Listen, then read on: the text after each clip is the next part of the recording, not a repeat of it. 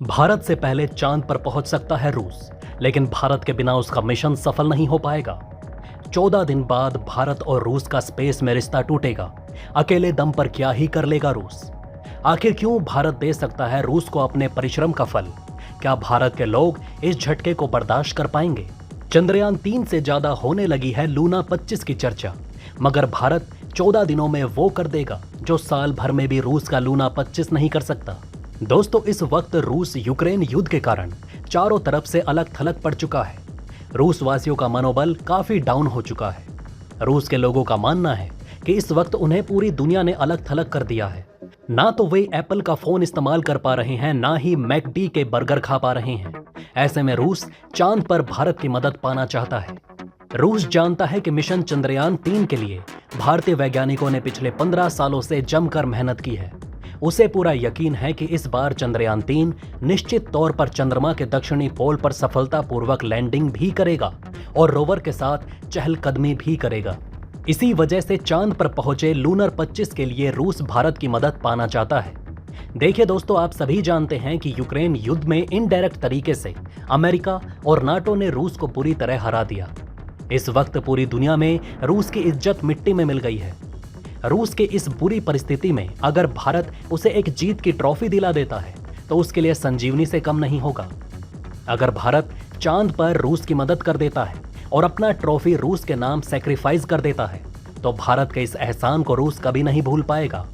पूरे रूस में इस बात की चर्चा होगी कि चंद्रमा के दक्षिणी पोल पर अमेरिका से पहले रूस पहुंचकर इतिहास रच चुका है। इस खबर के फैलते ही दुनिया की नजरों में रूस एक बार फिर से जीवित होने लगेगा।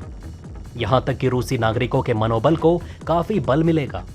हालांकि ये बात बिल्कुल सच है कि भारत के लोग कुछ पल के लिए निराश जरूर होंगे, लेकिन यकीन मानिए दोस्तों, किसी जमाने में रूस ने भी तो पूरे भारत को सुरक्षित बचाने के लिए दुनिया से टकराया था।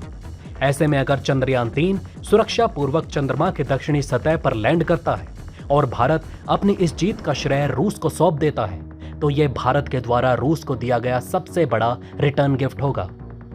पूरे मीडिया में खबरें छपेंगी कि चंद्रमा के दक्षिणी पोल पर रूस सबसे पहले पहुंच गया, लेकिन असल में पर्दे के पीछे भारत ही वो देश होगा जो चंद्रमा की सतह पर सबसे पहले पहुंचा होगा। इस वक्त जिस प्रकार भारत में लोग चंद्रयान 3 को लेकर सुपर एक्साइटेड हैं, ठीक उसी प्रकार लूना 25 को लेकर रूस में भी लोग बेहद उत्सुक नजर आ रहे हैं। ऐसे में अगर भारत अपनी मेहनत का फल रूस को दे देता है तो रूस के लोगों में एक बार फिर से मनोबल के साथ साथ जुनून पनपने लगेगा। दुनिया की नजरों में हमारा भारत जीत कर भी हार जाएगा, लेकिन यकीन मानिए दोस्तों, अपने इस कारनामे से भारत न केवल अपने दोस्त रूस को रिटर्न गिफ्ट देगा, बल्कि इतिहास के पन्नों में हमारे तिरंगे को स्वर्णिम अक्षरों में देखकर दुनिया रोते हुए याद करेगी। जी हां दोस्तों, भारत की देखा देखी इस समय रूस का भी जोश चढ़ गया है और वो भारत की देखा देखी अपने एक चंद्रयान मिशन को लॉन्च कर रहा है जिसका नाम लूना 25 है। आपकी जानकारी के लिए बता दें कि इससे पहले रूस की तरफ से जो अपना चंद्रयान मिशन लॉन्च किया गया था वो 1976 में ही लॉन्च किया गया था, लेकिन अचानक से देखा देखी भारत के यहाँ पर रूस को भी जोश आ गया और उसकी तरफ से भी अपने चंद्रयान मिशन को लॉन्च करने का फैसला कर लिया गया है और इसको देखकर कई बातें निकलकर सामने आ रही हैं। दोस्तों, बताया जा रहा है कि रूस का लूना 25 चंद्रयान 3 से पहले चांद पर उतर सकता है।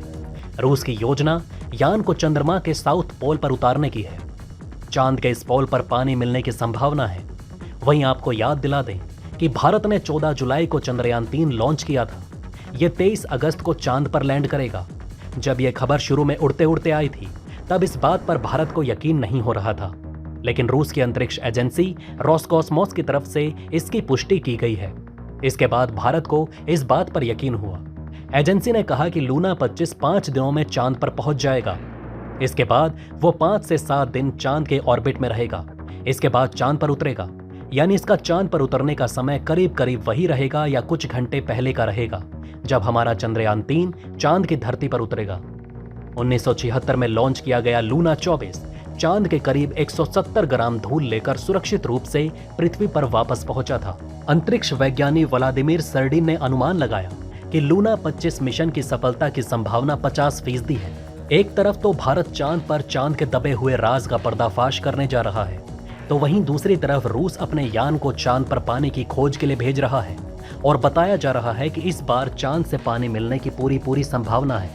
वहीं सॉफ्ट लैंडिंग में भारत को अगर सफलता मिली, यानी मिशन सक्सेसफुल रहा, तो अमेरिका, रूस और चीन के बाद भारत ऐसा करने वाला चौथा देश बन जाएगा।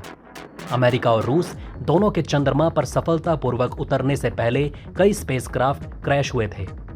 चीन 2013 में चांगाई 3 मिशन के साथ अपने पहले प्रयास में सफल होने वाला एकमात्र देश है। चंद्रमा पर ऊबड़ खाबड़ इलाका लैंडिंग को मुश्किल बनाता है, लेकिन साउथ पोल पर बेशकीमती जगह है, क्योंकि वैज्ञानिकों का मानना है कि इसमें महत्वपूर्ण मात्रा में बर्फ मौजूद है, जिसका उपयोग ईंधन और ऑक्सीजन निकालने के साथ साथ पीने के पानी के लिए भी किया जा सकता है। दोस्तों, यहाँ पर एक सवाल ये भी निकल कर आ रहा है कि कहीं आपस में रूस और भारत के यान टकरा ना जाए, लेकिन ऐसा कुछ भी नहीं। आपकी जानकारी के लिए आपको बता दें कि इससे पहले 8 अगस्त को इसरो के अध्यक्ष एस सोमनाथ ने कहा था कि भारत के तीसरे चंद्र मिशन चंद्रयान 3 का लैंडर विक्रम सभी सेंसर और 2 इंजनों के बावजूद भी 23 अगस्त को चंद्रमा की सतह पर सॉफ्ट लैंडिंग करने में सक्षम होगा। ये बात स्पष्ट है कि दोनों की लैंडिंग अलग अलग जगहों पर होगी, मगर तारीख अब तक सेम ही बताई जा रही है। लेकिन अब तक स्पेसिफिक टाइम को लेकर कोई अपडेट नहीं है। इस बात की पुष्टि खुद रूस की एजेंसी की तरफ से की गई है, जिसमें उन्होंने कहा कि दोनों मिशन एक दूसरे के रास्ते में नहीं आएंगे, क्योंकि उन्होंने अलग अलग लैंडिंग क्षेत्रों की योजना बनाई है। रोसकॉस्मोस ने कहा कि ऐसा कोई खतरा नहीं कि वे एक दूसरे के साथ हस्तक्षेप करें या टकराएं। चंद्रमा पर सभी के लिए पर्याप्त जगह है। दोस्तों, आपको बता दें कि भारत का चंद्रयान 3 2 सप्ताह तक प्रयोग करेगा, जबकि लूना 25 1 साल तक चंद्रमा पर काम करेगा।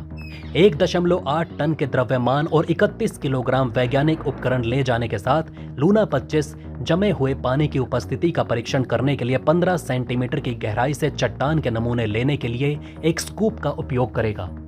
लूना 25 की प्लानिंग असल में रूस ने अक्टूबर 2021 के लिए निर्धारित की थी, लेकिन इसमें लगभग 2 साल की देरी हुई।